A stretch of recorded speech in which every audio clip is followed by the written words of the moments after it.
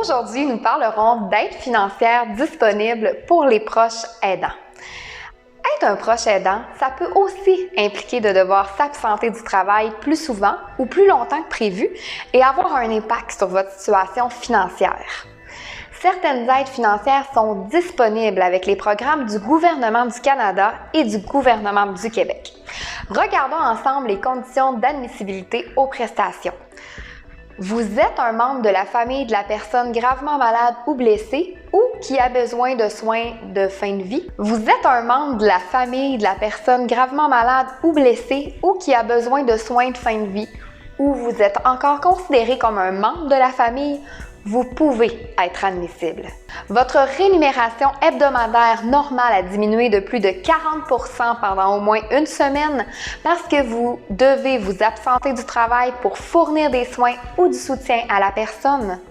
Vous avez cumulé 600 heures d'emploi assurables au cours des 52 semaines précédant le début de votre demande ou depuis le début de votre dernière demande, selon la plus courte des deux périodes. Je vous donne un exemple. 600 heures équivalent à 15 semaines de travail à raison de 40 heures par semaine. De plus, un médecin ou un infirmier praticien a attesté que la personne à laquelle vous fournissez des soins ou du soutien est gravement malade ou blessée ou qu'elle a besoin de soins de fin de vie. Attention!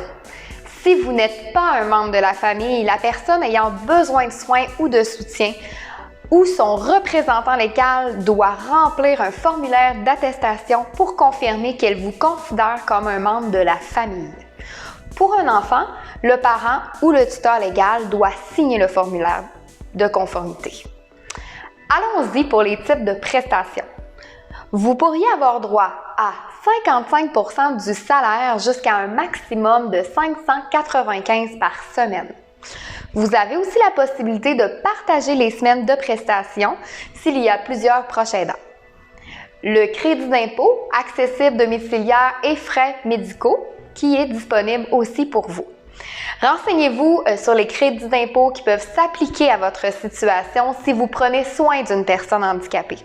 Cela peut s'appliquer dans certains cas à des adaptations domiciliaires, des frais médicaux, des besoins de répit. Je vous invite à vérifier auprès des deux paliers de gouvernement qui peuvent vous offrir différents crédits d'impôt remboursables et non remboursables selon le cas qui s'applique à votre situation.